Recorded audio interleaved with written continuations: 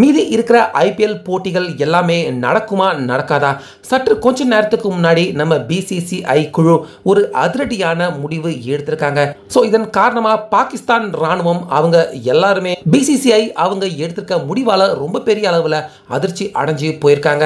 அதாவது நேற்று தர்மசாலாவில் பஞ்சாப் அணியும் டெல்லி கேபிட்டல்ஸ் அணிகளும் ரொம்ப முக்கியமான ஐபிஎல் ஆட்டத்தில் விளையாண்டுகிட்டு இருக்கிறப்ப ஆட்டம் தாமதமாக தான் துவங்குச்சு. அதே போல திடீர்னு ஆட்டம் நடந்துகிட்டு இருக்கிறப்ப லைட்ஸ் எல்லாமே ஆஃப் செஞ்சது மட்டும் இல்லாம அடுத்த கொஞ்ச நேரத்திலேயே ஆட்டம் கம்ப்ளீட்டா ரத்து செய்யப்படுது அப்படிங்கிற தகவலை வெளியிட்டு இருந்தாங்க. இதற்கான காரணம் அதுக்கப்புறமாக தான் தெரிய வந்தது.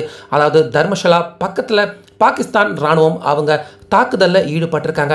இதனால தர்மசாலா சிட்டி லைட் எல்லாத்தையுமே அமர்த்தியிருக்காங்க.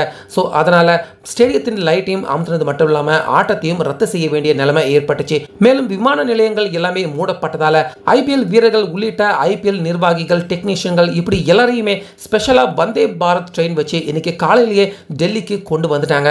மேலும் இன்னைக்கு காலையில இருந்தே ஒரு தகவல் வைரல் ஆகிட்டு வருது.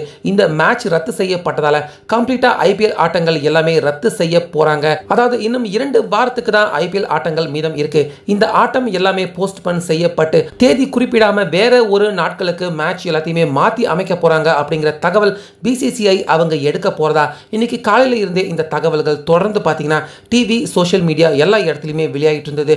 ஸோ இதுக்கு அதிரடியாக தற்போது நம்ம பிசிசிஐ முக்கிய நிர்வாகி அருண் அவர் ஒரு முக்கிய பதிவு ஒன்று வெளியிட்டிருக்காரு.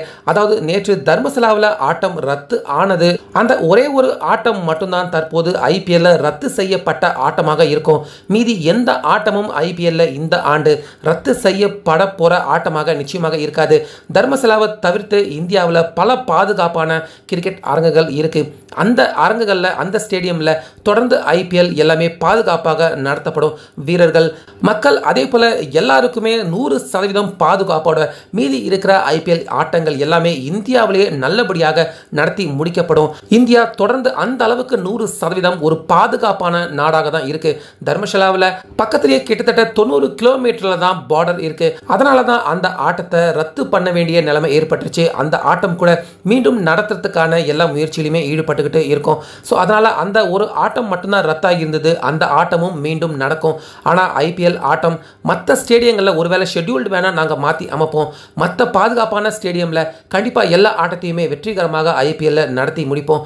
ஐபிஎல்ல ரத்து பண்றதுக்கான எந்த ஒரு ஐடியாவும் இது வரைக்கும் கிடையாது. பாகிஸ்தான் அவங்க தாக்குதல் நடத்தினாங்கன்னா அதை நம்ம இந்தியா பதிலுக்கு திருப்பி அவங்களுக்கு நிச்சயமாக கொடுப்பாங்க. அதுக்கும் ஐபிஎலுக்கும் சம்மந்தமே இல்லை.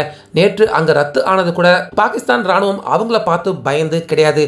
மக்கள் யாருக்குமே எதுவும் ஆயிடக்கூடாது, வீரர்கள் எல்லாருமே இருக்காங்க, அவங்களுடைய பாதுகாப்பு நலனை கருதி மட்டும்தான் ஆட்டத்தை ரத்து செய்தோமே தவிர பாகிஸ்தான் அவங்களுடைய தாக்குதலை பார்த்து பயப்பட்டு ஆட்டத்தை ரத்து செய்யல. மீதி இருக்கிற ஐபிஎல் ஆட்டங்களையும் ரத்து செய்யற ஐடியாவிலேயே சுத்தமாக நாங்க கிடையாது. நிச்சயமாக ஷெட்யூல் பிரகாரம் டைம் பிரகாரம் எல்லா ஆட்டமும் கரெக்டா நடந்து முடிக்கப்படும் அப்படின்னு தான் பிசிசிஐ முக்கிய நிர்வாகி அருண் இந்த பரபரப்பான பேட்டியை இப்ப சற்று கொஞ்ச நேரத்துக்கு முன்னாடி தான் அவர் கொடுத்திருக்காரு.